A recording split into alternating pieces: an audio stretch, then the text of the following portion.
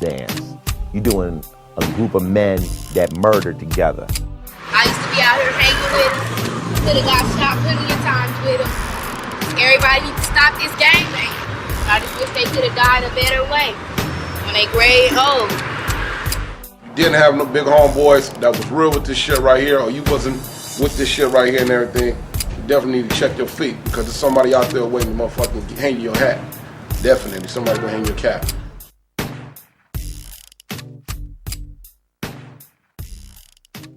It's no secret that we live in a society that embraces violence as a form of entertainment. The gang lifestyle has been imitated in many forms, by way of music, movies, language, style of clothing, and now dance. From the streets of Los Angeles to boroughs of New York City, across seas to Asia, Europe, and even New Zealand, you can find people emulating the crip walk. Is it a gang ritual, or is it something that we should view as just another creative form of dance? Some people say the sea walk provides a positive way for our youth to get together and compete without introducing any violence. The clown troop leaders say they teach their kids discipline and how to work together as a team. So when we see a teenager sea walking, are we to think he's dancing, or is he really trying to show us his gang affiliation? Because in some instances, the sea walk can be regarded with the same territorial threat as throwing up gang signs. The consequence of most gang activity is violence, and its ultimate form is death. As you can see, there are many different point of views on this matter. Just like in most controversies, the lines between right and wrong can be blurred, depending on whose opinion you accept. Some people say it's not that serious, it's just a dance. Laker girls is even crip walking. But where I'm from, any small gang mistake turns serious.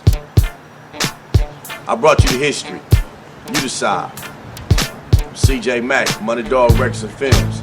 Thank you for watching Sea Walk, Volume 1.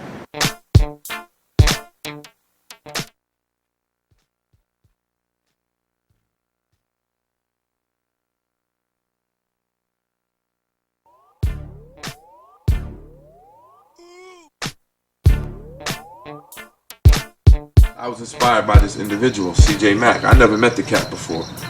I was turned on to him one afternoon. I saw what he was doing. I saw how he had video equipment and cameras and a record company in the middle of the hood, had his people with him, his family, trying to do something positive. And I was really struck by the potential of this vision to show people that, you know, through all of the death and destruction and pain and suffering of a particular community or a particular culture, out of this was born an art form that has taken on a life of its own and started somewhere in California, now is practiced all over the world. I've watched Sea Walk grow from nothing to something. I've watched gang members in parks when I was a kid doing a sea walk.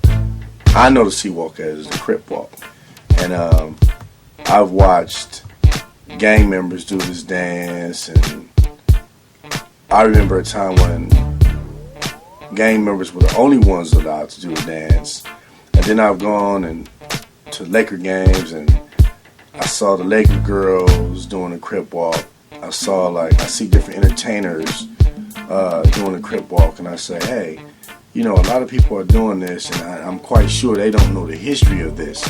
You know, not that I think it's bad or good, or this person should do it, and a non-affiliated person shouldn't do the crip walk, and only gang members should do the crip walk. Not to say that I feel that way, but I just believe that everyone should know the history of crip walking and where it came from. Like I say, I remember when, if you wasn't gang banging, you were not going to do that dance, and you were looked at as a bad person if you did that dance. And when I looked up and saw it so mainstream, I was just compelled to do it. I had to do it. I had to put the history out there and let everyone know, hey, this is where this comes from. And also, I looked at Sea Walk as a way, this thing being so worldwide and so worldly, I looked at Sea Walk as a way to get my point across to the masses. Sort of like a Scared Straight from another standpoint. In Scared Straight, you know, you have a bunch of guys that were in the penitentiary. You brought some kids in, you had the guys scare them and do all this and that to the kids, and had the kids crying and all that. And hopefully you changed some of those kids' lives. As a matter of fact, I saw a 20-year follow-up on that, and some of them did change. A few didn't, some did.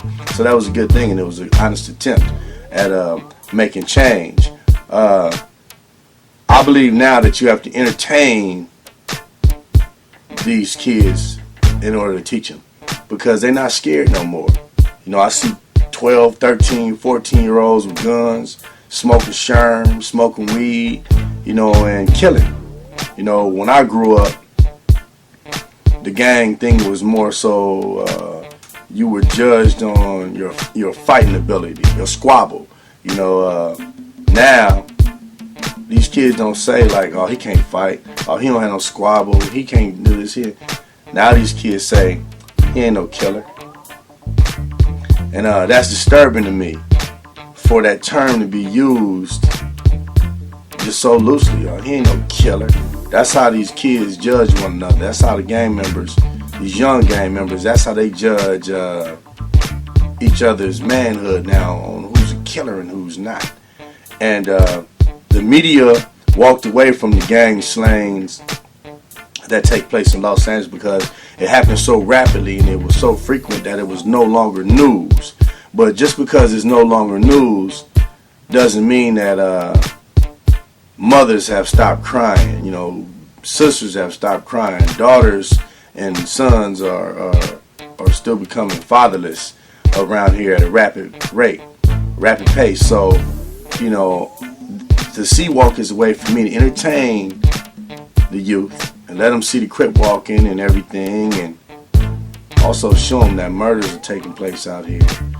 It's a way for me to entertain them. Let the parents say, oh yeah, my kid, he's doing the crip walk, yeah, blah, blah, blah. But now I get to slip the knowledge in here to you parents too, to let you see, let you further investigate what your kid is doing. If you see your kid crip walking, now you can look at it and say, you know, you can ask your kid, are you clown walking? Are you with the clown troops? Is you doing this for fun? Or are you gang banging? You know, now you can check your kid on that and not just think he's just doing another dance like, you know, the electric slide or something. You can sit down and have dialogue with your child and find out what's going on, you know, with him. You know, and that's something I think that all parents should do, because it's so easy for your kid to drift and end up being a part of something that may ruin his life, or, you know, your life and everybody else's, because a lot of times when kids doing the streets, they bring it home, you know, and bullets don't have no names or ages attached to them. So that's my purpose of doing Seawalk. Like I said, the entertainment part is clever, but I want to get the history across, and I also want to get a message across. A lot of people don't want to hear about the murders and the gang killings and slayings and shootings that's going on out here. But it's true. And I'm going to entertain you, but I'm also going to show you the real. This is a bullet wound. At the age of 15, I was shot. And some young black and brown men tried to take my life. And this was in New York City, January 18th, 1983. Here we are in May 2002 in Los Angeles. And already since January of 2002 to May, over 173 people have been shot in this city alone. And the question always has been is, why do we do this? And, you know, what I believe is because of a lack of love and a lack of understanding who we are, a lack of self-love.